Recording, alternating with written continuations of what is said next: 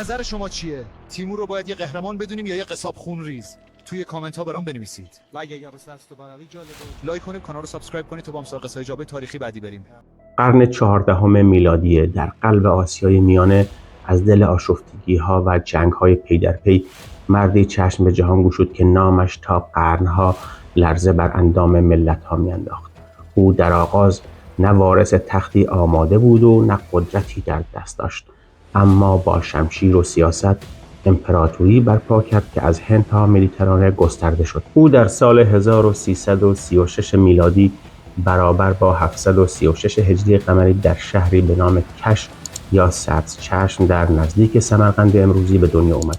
تاریخ او را با نام‌های گوناگون میشناسه: امیر تیمور، تیمور گورکانی، تیمور جهانگشا و بیش از همه تیمور لنگ.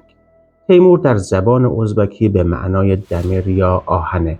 اما این فاتح بزرگ در چه زمانه‌ای به دنیا اومد و چگونه به قدرت رسید؟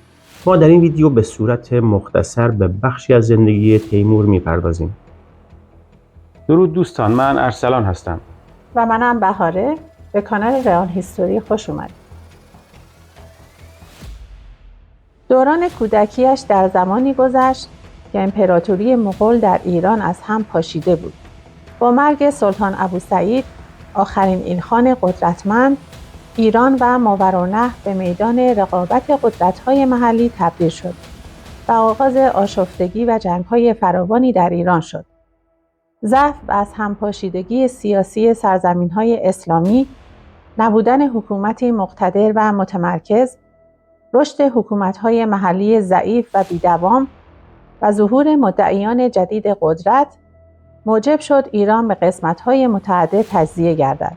مادر تیمور تکین خاتون و پدرش امیر طراغای از طایفه برلاس بود.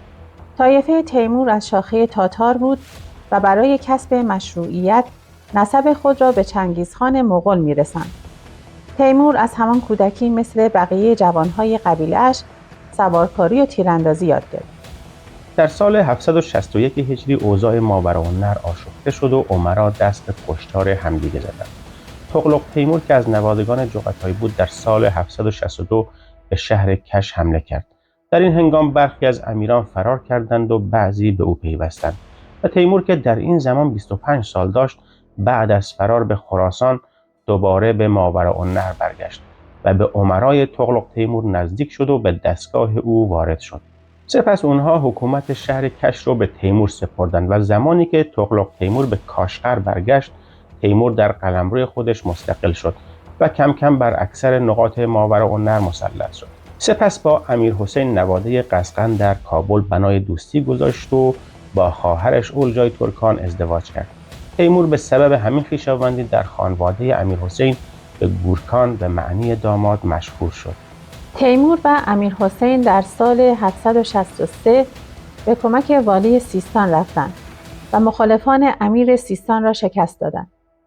ولی والی سیستان از ترس اینکه تیمور این ناحیه را تصرف کند، در زمان بازگشت به او حمله برد و در این جنگ بود که از ناحیه پا زخمی شد و پس از آن همیشه میلنگید. به همین علت به تیمور لنگ شهرت یافت. تیمور پس از بهبودی و بعد از جمع‌آوری عده‌ای به همراه امیر حسین نواحی ترمز، درگزد، بلخ، بدخشان و کش را تصرف کرد و بعد از چند زد و خورد بالاخره ماوراءالنهر را تصرف کرد. با این حال دوستی تیمور با امیر حسین دیری نپایید و با مرگ اولجای ترکان جنگ بین این دو امیر اجتناب ناپذیر شد. در آخرین نبرد قلعه هندوان نزدیک بلخ به محاصره سپاه تیمور درآمد و امیر حسین مغلوب و به قتل رسید. پس از این پیروزی امرا و بزرگان با تیمور بیعت کردند و تیمور در بلخ به فرمانروایی مستقل رسید و در سال 1370 میلادی خودش را صاحب قران خوند. 4 تن از زنان حرمسرای امیر حسین رو هم به ازدواج خودش درآورد و باقی زنان حرمسرا رو هم به سردارانش بخشید. برخی میگن که لقب گورکان رو مغول‌ها بعد از ازدواج با این زنان به او دادند، زیرا یکی از این زنان دختر قازانخان مغول بود و تیمور به این لقب افتخار میکرد و به همین لقب هم سکه زد. پس از اون به ماوراءالنهر رفت و سمرقند رو پایتخت خودش کرد و به این ترتیب حکومت مستقلی تشکیل داد.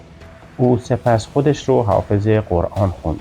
پس از اون تیمور در فاصله سالهای 773 تا 781 4 بار به خوارزم لشکر کشید و اونجا رو تصرف کرد و مردم شهر و لشکریان خوارزم قتل عام شدند و عاقبت اونجا رو ضمیمه قلمرو خودش کرد. سپس تیمور دشت قپچاق و مغولستان رو هم فتح کرد. در سال 1380 میلادی فرزند 14 سالش میرانشاه را با سپاهی مأمور تسخیر خراسان کرد و خود نیز به آنها پیوست. تیمور نیشابور و هرات را تصرف کرد و در هرات از سرهای مردم مناره‌ها ساخت. سپس مازندران را که در این زمان مرعشیان بر آن حکومت می‌کردند تسخیر کرد. در یورشی 3 ساله که از سال 788 تا 790 هجری قمری طول کشید، آذربایجان، ارمنستان، گرجستان و شروان را نیز تصرف کرد. در سال 790 هجری قمری تیمور گورکانی اصفهان را فتح کرد، ولی به سبب آنکه عده‌ای از مردم اصفهان بر او شوریدند و مأموران وصول باج را کشتند، به قتل عام مردم فرمان داد. مورخان نوشتند که 70,000 نفر از مردم کشته شدند و از سرهای آنها مناره‌های زیادی ساخت. پس از این قتل عام، تیمور با سپاهیان خود به سمت شیراز حرکت کرد. اهالی شهر دروازه‌ها را گشودند، در حالی که ملک منصور از آل مظفر در دزفول بود. او هر کس از آل مظفر را که در شیراز اسیر نموده بود کشت، اما به مردم صدمه‌ای وارد نکرد. اگر محتوای این کانال رو پسندیدید و دوست داشتید و تا به حال کانال رو سابسکرایب نکردید، لطفاً کانال را سابسکرایب کنید. لایک و کامنت هم یادتون نره. برخی از مورخین نوشتند که تیمور پس از ورود به شیراز کسی رو به نزد حافظ فرستاد. وقتی حافظ به نزد او آمد به حافظ گفت: من اکثر ممالک را با این شمشیر مسخر ساختم و هزاران ولایت را ویران کردم تا سمرقند و بخارا که وطن و تختگاه من است را آباد کنم. تو به یک خال هندوی ترک شیرازی سمرقند و بخارای ما را می فروشی، چنانکه در این بیت گفته ای: اگر آن ترک شیرازی به دست آرد دل ما را، به خال هندویش بخشم سمرقند و بخارا را. خواجه حافظ گفت: ای سلطان عالم، از آن بخشندگی است که بدین روز افتادم. برخی نوشتند که حافظ گفته که شعر را به اشتباه به نظر شما رساندند. من گفتم اگر آن ترک شیرازی به دست آرد دل ما را، به خال هندویش بخشم 3 من قند و 2 خرما را. تیمور از این سخن خرسند میشه و به حافظ اکرام و احترام میکنه. البته بعضی از پژوهشگران همچون قاسم غنی و بیژن صمدی معتقدند که این دیدار غیر ممکنه، زیرا سال مرگ حافظ و سال دیدار با تیمور ضد و نقیضه. حمله 5 ساله او میان سالهای 794 تا 798 هجری قمری صورت گرفت و پس از آن حکومت هر شهر را به یکی از فرزندان یا خویشاوندان خود سپرد. سپس مسکو را گشود و عازم هندوستان شد.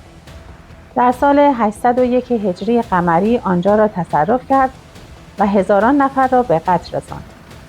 پس از تقسیم شهرها و نواحی تصرف شده به سمرقند بازگشت. تیمور در پاییز سال 1399 میلادی آخرین و طولانی ترین سفر جنگی خویش با نام یورش 7 ساله را به نواحی غربی آغاز کرد.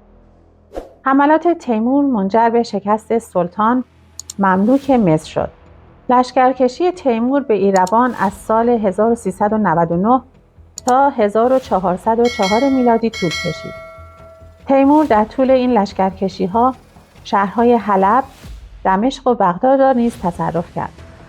تیمور در سال 1402 میلادی در نبرد آنکارا سلطان معروف عثمانی مشهور به ایلدرون بایزید را مغلوب و اسیر کرد.